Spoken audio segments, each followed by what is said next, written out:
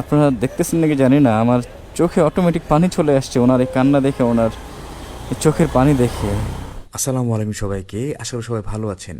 আজ এমন একটি ঘটনার সাক্ষী হই যেটার জন্য আমি প্রস্তুত ছিলাম না। আমার নিজের চোখকেও বিশ্বাস করাতে পারছিলাম না। হঠাৎ আমার চোখ যায় রাস্তার অপর প্রান্তে। জীর্ণ শীর্ণ শরীর, হাত পা এমনকি পুরো শরীর কাঁপছে। হয়তো স্ট্রোকের রোগী হবেন। অবাক হই দেখে, এই বয়সে রিক্সা চালানোর কথা না। প্রায় 15 থেকে 20 মিনিট দাঁড়িয়ে তাকে দেখছিলাম। যাত্রীর জন্য খোঁজাখুঁজি করছিল, ডাকছিল। কিন্তু তার শরীরের এই অবস্থা দেখে তার রিক্সাতে কেউ উঠতে চায় না। সবাই তাকে পাশ কাটিয়ে যায়। কারণ এই মানুষটির শরীর আজ আর আগের মতো নেই। প্যারালাইসিসে আক্রান্ত, স্ট্রোকের পর হাত পা কাঁপে। তবুও প্রতিটি সকাল শুরু হয় জীবনের সংগ্রাম দিয়ে। কারণ থেমে গেলে তার চুলায় আগুন জ্বলবে না। যেই মানুষটি একদিন নিজের ক্ষুধা ভুলে সন্তানের মুখে খাবার তুলে দিয়েছিলেন, আজ সেই মানুষটি এক মুঠো ভাতের জন্য কাপা হাতে রিকশার হ্যান্ডেল ধরতে বাধ্য হন। বাবা কখনো সন্তানের কাছে ধন সম্পদ চান না। তিনি শুধু চান একটু সম্মান, একটু যত্ন, আর অসুস্থ হলে তার পাশে দাঁড়ানোর একটি হাত। পৃথিবীর সবচেয়ে বড় অসহায়ত্ব হলো নিজের সন্তান বেঁচে আছে, তবু নিজের কষ্ট একাই বয়ে বেড়াতে হয়। যেই মানুষটি একদিন ছোট্ট হাত ধরে হাঁটতে শিখিয়েছিলেন, তার আজ কাপা হাতটি ধরে রাখার দায়িত্ব সন্তানদের। বাবা মার ঋণ কখনোই শোধ করা যায় না, কিন্তু তাদের শেষ জীবনের ভালোবাসা আর সম্মান দেওয়া যায়। সেই সুযোগ যেন অবহেলায় হারিয়ে না যায়। আজ আমরা তাদের সঙ্গে যেভাবে আচরণ করব, আগামীর দিনে আমাদের সন্তানরাও ঠিক সেখান থেকে শিক্ষা নেবে। একজন বাবার চোখের জল কখনো দুর্বলতার চিহ্ন নয়, এটি সারা জীবনের ত্যাগ, ভালোবাসা আর নীরব কষ্টের সাক্ষী।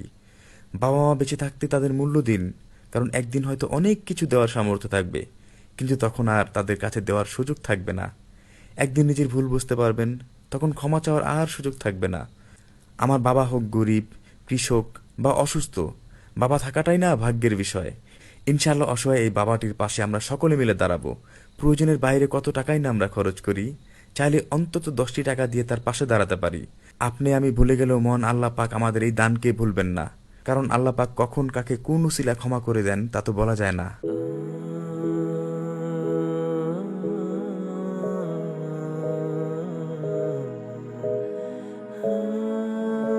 আসসালামু আলাইকুম, ভালো আছেন? এই তো আলহামদুলিল্লাহ ভালো। কি যাত্রী পান নাই? কতক্ষণ দাঁড়াইছিলেন? প্রায় আধা ঘন্টা। একটা যাত্রী পান নাই? হ্যাঁ, বুঝি না। স্ট্রোক করছেন, শরীর কাঁপে, এজন্য যাত্রী পান না? আল্লাহ, আমি প্রায় 10 থেকে 15 মিনিট ওইখানে দাঁড়াইছিলাম যেখানে আপনি একটু আগে ভিডিও দেখলেন। দূর থেকে জাস্ট ওনাকে আমি ফলো করছি, বাট একটাও যাত্রী উনি পায় নাই। তো রিক্সা চালান কেন বাবা? বুঝি নাই কথা। দুই ছেলে ভাত দেয় না? আরে বাবা, ইস, একটা বার দেখেন তার অবস্থাটা। মেয়ে কয়জন? এক মেয়ে। মেয়েরকে বিয়ে দিতে পারেন নাই? হ্যাঁ, দুই ছেলে কি করে? আলাদা খায়? তো এইভাবে আপনার তো আধা ঘন্টা হয়ে গেছে, যাত্রী একটা পান নাই। তো এইভাবে প্রতি আপনার তো যাত্রী না ওঠারই কথা।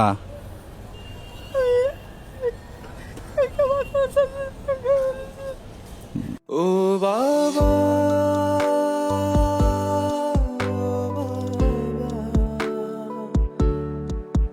কোথায় হারালে বলো না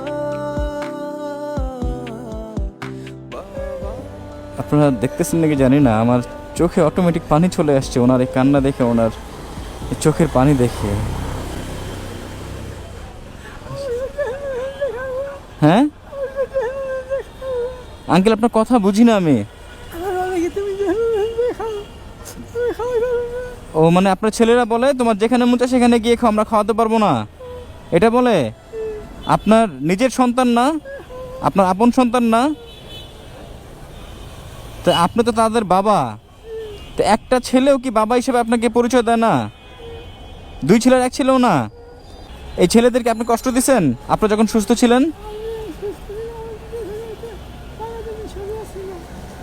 আপনি যখন সুস্থ ছিলেন জায়গা জমি সবই ছিল, বাট ছেলেরা যখন ছোট ছিল আপনি কি ছেলেদের কষ্ট দিচ্ছেন কখনো?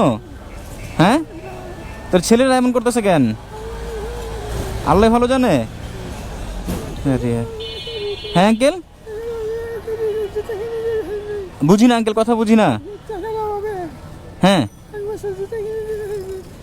ওরে টাকার অভাবে জুতাও কিনতে পারেন? ইস রে, দেখি দেখি দেখি কবির, আরে ওনার তো পা ফুলে গেছে। দেখেন একটাবার দেখেন, উনি টাকার অভাবে জুতা কিনতে পারে না, দেখেন খালি পায়ে হাঁটে, রিক্সা টানে হেঁটে বেড়ায়, পা পর্যন্ত ফুলে গেছে, অথচ দুইটা সন্তান, নিজের সন্তান, একটা সন্তান ওনাকে পরিচয় দেয় না। আল্লাহ, মানে আমি কি বলবো, আমার না ভাষা হারাই ফেলছি আমি। আঙ্কেল আমি কথা অর্ধেক বুঝতেছি না। হ্যাঁ, ও আজকে গাড়ি নিয়ে বের হতে চান নাই?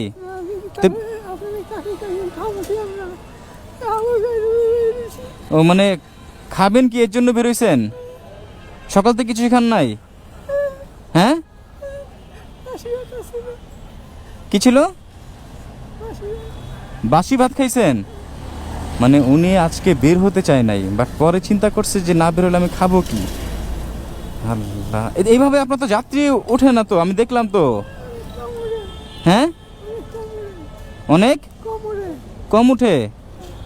একটাবার দেখেন তো, ওনার রিক্সা থেকে আপনি উঠবেন, একটাবার একটু খেয়াল করেন, এই মানুষটার রিক্সাকে আপনি উঠবেন, সম্ভব এটা? আল্লাহ, আমরা মানুষ রূপে পশু হয়ে যাচ্ছি, দিন যাচ্ছে আমরা পশুকে হার মানাইতেছি, অথচ আল্লাহ পাক আমাদের সৃষ্টি সেরা জীব হিসেবে আমাদের গণ্য করছে, হ্যাঁ আমাদের সম্মান দিছে, আর আমরা পশুকে হার মানায় ফেলতেছি। আন্টি আছে নাকি? আছে, উনি কি করে? আপনি কার সাথে থাকেন এখন? হ্যাঁ, এক মেয়ে। আপনি কার সাথে থাকেন বাবা? হ্যাঁ, ও মানে আমার চাচি, মানে আপনার ওয়াইফ আর আপনার মেয়ে আর আপনি, এই তিনজনই থাকেন। আর এই তিনজনের সংসার কি আপনি বহন করেন? হ্যাঁ, আপনি এই যে রিক্সা চালায়া? হ্যাঁ, স্ট্রোক করছিলেন, আগে সুস্থ ছিলেন, স্ট্রোক করার পরে এই অবস্থা হয়েছে? অনেক টাকা ঋণ হয়ে গেছেন? আরে আল্লাহ, উনি আগে সুস্থ ছিল, স্ট্রোক করার পর এই অবস্থা হয়ে গেছে, অনেক টাকা ঋণ হয়ে গেছে। আপনারা কতটুকু বুঝতেছেন জানি না। আচ্ছা, আপনার ছেলেরা তার মাকেও কি দেখতে আসে না? হ্যাঁ, মাকেও দেখতে আসে না? হ্যাঁ, বুঝি না আঙ্কেল, আসে না? হ্যাঁ, ও খোঁজ খবর নেয় না? আপনারা খোঁজ খবর নেয় না? আপনার বউরও খোঁজ খবর নেয় না? আরে আল্লাহ, দেখেন কেমন সন্তান। কি বলবো, মা, আমাদের মা দেখেন 10 মাস 10 দিন গর্ভে ধারণ করে, এত বড় একটা পেট নিয়ে। একটাবার চিন্তা করেন, সেই মানুষটা দিন নাই, রাত নাই, ঘুম নাই, কিভাবে কষ্ট করে সামান্য সন্তানের সুখের আশায়, যে একটা সন্তান হবে, সেই সন্তানকে আমি মানুষ করব। আর বাবা সেই সন্তানের জন্য সব সময় অপেক্ষায় থাকেন সন্তানের ভবিষ্যৎ নিয়ে। মা যেমন গর্বে রাখেন, আর বাবা রাখেন তার মস্তিষ্কে। দুইটা মানুষই ভিন্ন রকম চিন্তায়, ভিন্ন রকম কষ্টে, তারা এই 10টা মাস জাস্ট এই চিন্তায় থাকে, এই কষ্টে থাকে। তারপর যখন দুনিয়াতে আমরা যখন আসি, তখন যুদ্ধ শুরু হয় মা আর বাবার, আমাদের কোনো যুদ্ধ নাই। একটাবার চিন্তা করছেন এই সন্তানের জন্য মা আর বাবা কতটা কষ্ট করে, একদম গর্ভধারণ থেকে শুরু করে দুনিয়াতে ভূমিষ্ঠ হওয়া পর্যন্ত, তারপরে বাকি জীবন যুদ্ধ চালিয়ে যে একমাত্র মা আর বাবা। এই দুইটা মানুষই আমাদের সবথেকে বড় আশা, সবথেকে বড় বটগাছের ছায়া মা আর বাবা। আর আমরা যখন বড় হই, তখন এই যে মা বাবাকে যে কষ্ট দেই, মা বাবাকে যে ভুলে যাই, একটাবার চিন্তা করছেন এটার পরিণাম কি হবে? জাস্ট ওনার সন্তানকে আমি একটা কথাই বলতে চাই, সেটা হলো, আপনারা যদি আমার এই ভিডিও দেখে থাকেন, একটাবারে আপনাদের বলবো যে ভাই, আপনারা বিয়ে করছেন শুনলাম মাত্র আপনার বাবার মুখ থেকে, আপনি একদিন বাবা হবেন। আপনার বাবার যে পরিস্থিতি, এটা একদিন আপনাকে মেনে নিতে হবে, হয়তোবা এর থেকেও কঠিন পরিস্থিতি মেনে নিতে হবে, এর থেকেও কঠিন। আর এটা একদম বাস্তব, এটা একদম আল্লাহ পাকের থেকে ফয়সালাকৃত। এর থেকেও কঠিন পরিণতি ভোগ করবেন। এখন সময় আছেন, অন্তত বাবাকে দেখতে আসেন। আপনাকে একদমই দেখতে আসে না?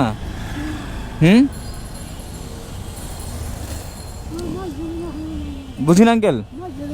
হ্যাঁ আঙ্কেল, একটু বুঝি না, একটু আসতে বলুন তো আমাকে। আছে ছোট ভাই মারা গেছে ও মানে আপনার তিন ছেলে ছিল, এক ছেলে মারা গেছে, ছোট সন্তান মারা গেছে, এখন 2 ছেলে আছে। মাঝে আসা যায় হ্যাঁ, মাঝে যাওয়া যায় মাঝে মাঝে আসে যায়। মাঝে মাঝে যাওয়া যায় ও মেজোটা আসে। ও বিয়া করতে বউ গেছে না আমি পয়সা ও মানে বড়টা বিয়ে করছিল, বউ চলে গেছে, এখন ও কোথায় থাকে না থাকে আপনি জানেন না, আপনাদের খোঁজ খবর নেয় না। আর মেজো ছেলে মাঝে মাঝে আসে, তো মেজো ছেলে আপনাদের দেখে না? পয়সা হ্যাঁ বুঝি নাই। তো হ্যাঁ, পয়সা বিয়ে হয় না ও মেজো ছেলে দেয় না, বিয়ে হয় না মেজো ছেলে পয়সা করে দেয় না, মাঝে মাঝে শুধু আসে, এসে আপনাদের তামাশা থেকে চলে যায়। হ্যাঁ, একটা বারও কি তার কলিজা কাঁপে না যে আমার বাবার এই অবস্থা, আমার বাবা রাস্তার মধ্যে যাত্রী পায় না, এই মানুষটা কি হাঁটতে পারে? ওনার দেখেন পা ফুলে গেছে খালি পায়ে, এই মানুষটা রিক্সা নিয়ে সারাটা দিন হেঁটে বেড়ায়। একটাবার কি আপনার মেজো ছেলে যে আসে, ও কি একটাবার দেখেন আপনাকে? হ্যাঁ, আপনার মেজো ছেলে কি আপনার মতো স্ট্রোকের রোগী না? আপনার মেজো ছেলে সুস্থ না? তাহলে আপনার এখানে রিক্সা চালানোর কথা ছিল আপনার মেজো ছেলের। মানলাম আপনার মেজো ছেলে কোনো কাজ নাই বা কর্ম নাই, বাট এই যে আপনারও তো কর্ম নাই, আপনারও তো কাজ নাই। হ্যাঁ, বাট আপনার কর্ম নাই, কাজ নাই, এমনকি আপনার দেহে শক্তিও নাই, শারীরিকভাবে আপনি অক্ষম, তারপরও আপনি রিক্সার হ্যান্ডেল ধরছেন। হ্যাঁ, তা আপনার মেজো ছেলের কাজ নাই, একটা বাহানা দিল বা উসিলা দিল, এই রিক্সাটা আপনার জায়গায় আপনার মেজো ছেলে ধরতে পারতো না? পারতো না কি? হ্যাঁ, বুঝি না। ধরবে না, করবে না, কাজ করবে না। আপনার মেজো ছেলে বিয়ে করবে না? বিয়ে করছে, সন্তান হয়েছে? হ্যাঁ, ছেলে না মেয়ে? মেয়ে, সন্তান হয়েছে না? আপনার যেই পরিস্থিতি হয়েছে না, আপনার থেকে কঠিন পরিস্থিতি আপনার ছেলের হবে। আমি জানি না আপনার এটা দেখে যেতে পারবেন কি পারবেন না, বাট আপনার মেজো ছেলে তো অন্তত বুঝতে পারবে বা দেখতে পারবে যে তার পরিণতিটা কি হয়। আমরা যারা বুঝি, দেখেন একটাবার, আমরা বেঁচে থাকতে আমাদের বাবা আছে মানে এটাই সব থেকে বড় বিষয়। বাবা হোক গরিব, হোক ধনী, হোক রোগী, হোক সুস্থ, বাট বাবা থাকাটাই সব থেকে আনন্দের বিষয়, আর বাবা থাকাটাই সব থেকে ভাগ্যবানের বিষয়। কি কবির?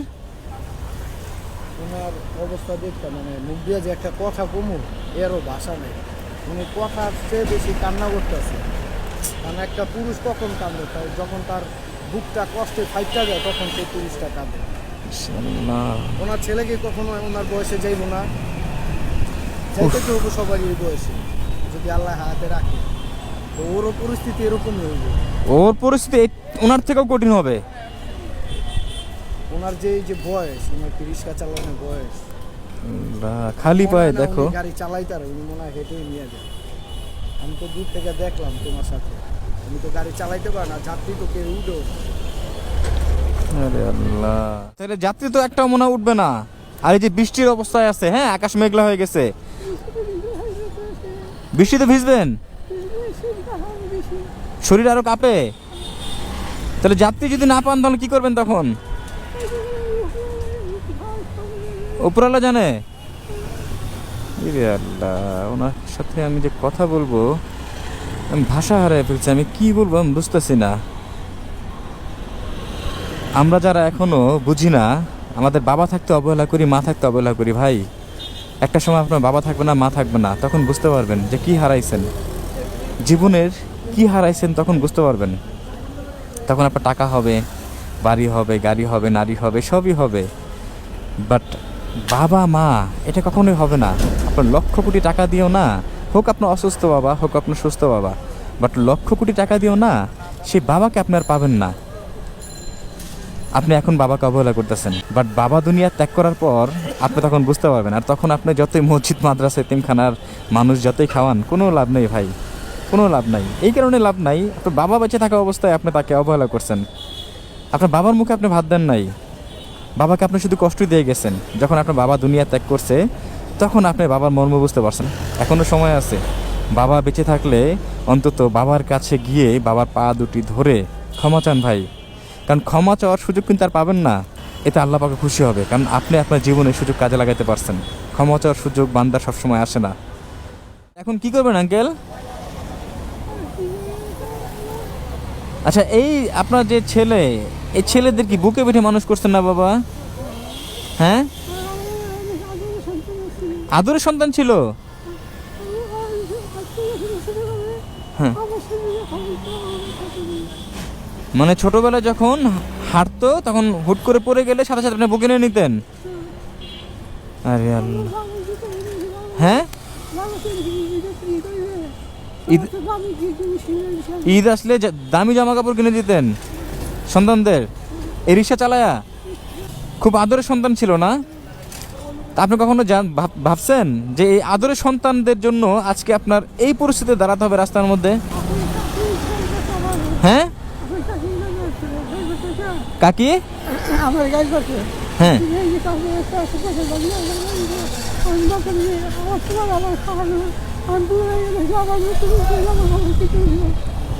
ও বাবা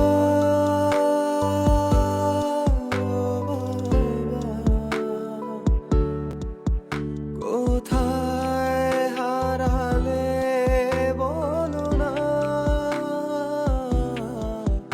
বাবা। আপনারা কতটুকু বুঝতে পারছেন আমি জানি না। মানে উনি বললো যে আপনার কাকি, আমি যদি বাচ্চাদের মাঝে মাঝে একটু ধমক দিতাম তখন কাকি আমার উপর তেড়ে আসতো, এতটাই আদর করতো। বাট যখন আমাদের এই পরিস্থিতি দেখছে, সন্তানরা যখন আমার সামনে, আমার ওয়াইফের সামনে, মানে ওনার ওয়াইফের সামনে যখন আসে না, তাদের অস্বীকার করে, তখন কাকি বলে যে জীবনে নাকি সব থেকে বড় ভুল করছে তাদের পেটে নিয়ে। আরে আল্লাহ, এই কান্না একদম আল্লাহ তাআলার দরবার পর্যন্ত চলে যাবে, এই কষ্টের কান্না। এখনো সময় আছে ভাই, যদি ভিডিওটা দেখে থাকেন, বাবার পায়ের সামনে আসেন, মায়ের পায়ের সামনে আসেন, ক্ষমা চাওয়ার সুযোগ এখনো আছে।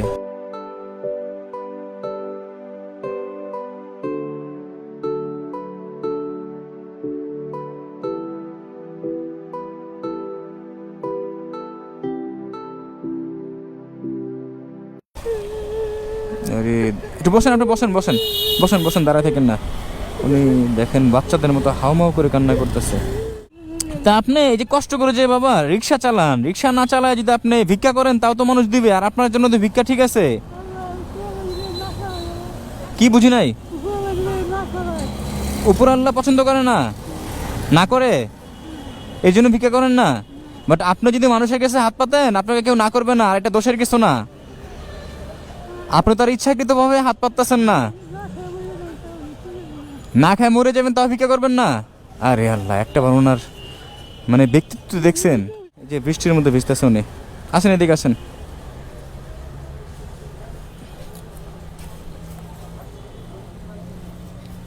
দাঁড়ান এখানে, দাঁড়ান এখানে দাঁড়ান। বৃষ্টির মধ্যে যাবেন কিভাবে? হ্যাঁ, বৃষ্টি কমলে যাবেন? তা আপনার জন্য কি করবো বাবা, কি করলে ভালো হয় বলেন তো? দোয়া করবো আপনার জন্য? কিছু করতে হবে না?